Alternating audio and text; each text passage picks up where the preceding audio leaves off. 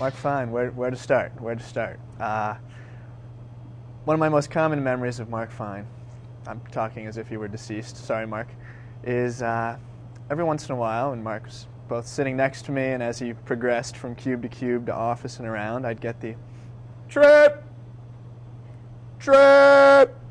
Wouldn't matter if I'm on the phone, wouldn't matter if I'm talking to someone, trip! I don't think he even turned around to look. And every single time, Mark Fine had made, and continues to this day, has the amazing ability to make things on his computer disappear.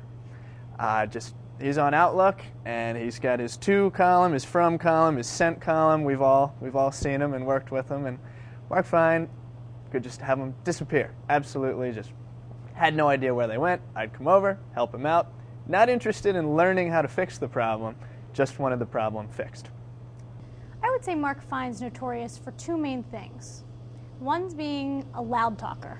If you've ever walked past his office, you can probably hear him not just when you're walking past, but about 50 yards down the hall. Yes, Mark is a loud talker. Also, Mark Fine's notorious for doing things twice.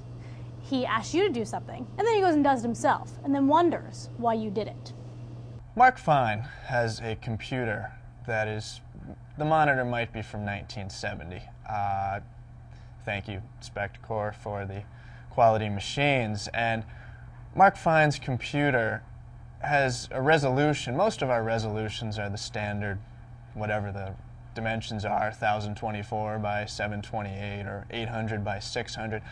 Mark Fine, for some reason, managed to get his monitor on some dimensions that looked like they were the equivalent of 200 by 100, because to look at Mark Fine's monitor, something that would appear perfectly normal-sized on your screen was 10 times larger on Mark Fine's screen, and you would be unable to see an image if it was an image that was perfectly regular-looking on your computer. So one time we were proofing some print ad or web ad, and Mark Fine called me over because what had looked fine to me, and I was just sending over as a courtesy, hey, here's what it looks like. And Mark was, well, he was warning me that the ad was so big.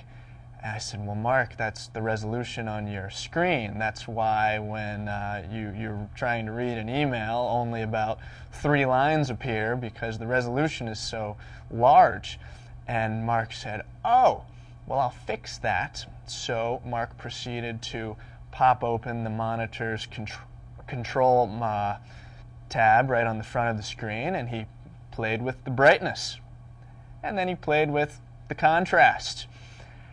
And for the life of him, he couldn't understand why this was not fixing what he was looking at on his screen, but it didn't work.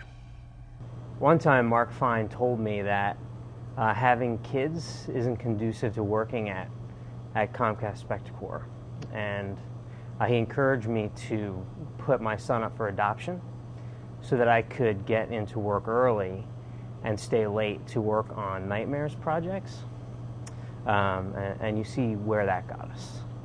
I guess my favorite story about Mark Fine was when I first started working for Comcast Spectacor. Maybe it was like 6-7 days with the company, and we were coming back from our global conferences in Colorado, and I was so excited.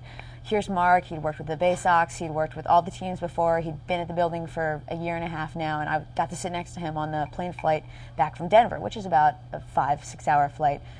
And I've got tons of questions, and we're going to talk. It's going to be great. And he turns to me right as we take off and says, look, I'm really tired of talking to people. I'm not going to talk to you the whole flight. Is that okay? What do I think of Mark Fine? Well, Mark and I have had a very weird relationship since he came here in 2003. We're almost polar opposites. Let me use the example of Superman and Bizarro. Bizarro is Superman's sworn enemy, really the opposite of Superman. I look at myself, good-looking guy, Mark, not so good-looking. You got me, religion, I'm Catholic. Total opposite would be a Jew, and that's what he is. My hair, number one, is unbelievable. The product, the amount of time I spend into making sure every one of my hair stands up perfectly. Mark's hair doesn't care, gets up in the morning, it's sloppy, it's parted down the middle, balding a little in the back and in the front, not too attractive. Mark's got a pretty big gut. I'm slender, I'm in real good shape, that's because of hockey and running. And of course, the smell that comes from Mark is often not too attractive to the ladies. Sad day. Sad day. We're losing my workout partner, the guy I spent all those years training in the gym with to get the physique. Now, granted, I was working out and he would come upstairs in his work clothes on the treadmill to ask me questions, but still, not having him there is going to hurt me. I may go to shit from this point without him on the weight side. So I was really excited when I found out that Mark Fine was going to be our marketing manager for the Wings this year, because he's got such a great reputation for hitting budget on all his shows, like Nightmares. No, actually, maybe that was And One. No. Well, at least we're going to hit budget for the Wings. Or maybe not. Well, nonetheless, he's really good under pressure on game days. Wait, maybe that wasn't him. Was that Eric Blankenship?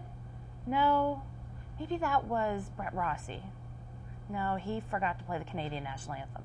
Must have been Ben Gibbs.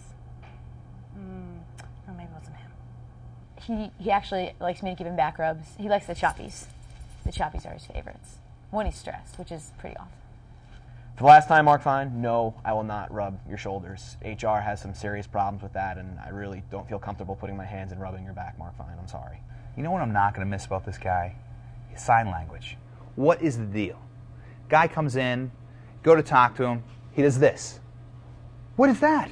That apparently is an international sign for rub my back and massage me. I'm a man. I'm not going to massage him. I mean, what is that? Or then there's the, what does that mean? That means he wants gum in his mouth. Or, feed me. Hungry. He's got sign language.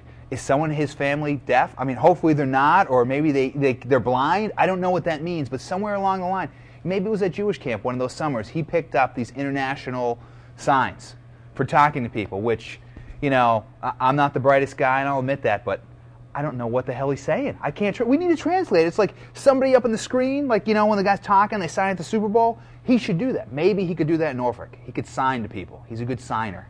He's a good signer. Mark Fine. What can you say about Mark Fine?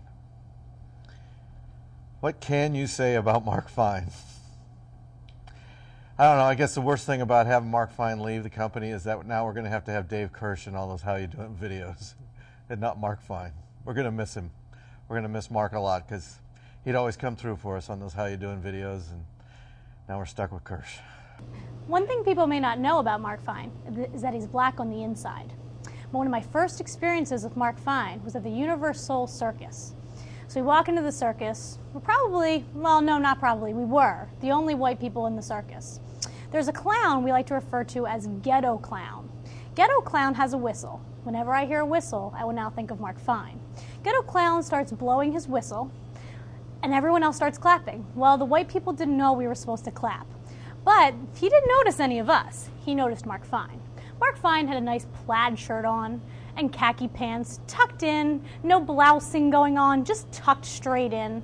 Ghetto Clown finds Mark Fine and says, "You," and pulls him onto the stage with 3 other people to do the notorious lay on each other's back and try and hold each other up. So there's nice Mark Fine in his plaid shirt, khaki pants, and 3 ghetto people that he's trying to hold up in this nice bridge. So every time I hear a whistle, I'll now think of Mark Fine and possibly start clapping for the black that's on the inside. I mean, what do you say about this guy? You know? I mean, he's legendary. He's legendary for being neurotic. He's a walking Seinfeld. He's the show about nothing. He's the show about nothing. He brings nothing to the table besides his own made-up craziness, paranoia, and made-up diseases. When you give me the name Mark Fine, the legacy that I think he's going to leave behind really goes straight to the block party. The complex marketing gazebo, the block party would not be the same without. When he leaves, really there's only one word that's going to come to mind when he's not there at the block party, and that's greatness. The block party is synonymous with complex marketing gazebo, and Mark Fine, without him there, it just won't be the same. Mark Fine, an incredible talent, one of the best marketing people we ever had at Comcast Spectacor. I got to know Mark through our association with the Nightmares Project. He did so well that we sent him out to Colorado, which he did extremely well. Now I hear he's back at the Leah Cora Center. No, Bo, That was Lou D'Angeli. Mark Fine. Sorry, Mark Fine.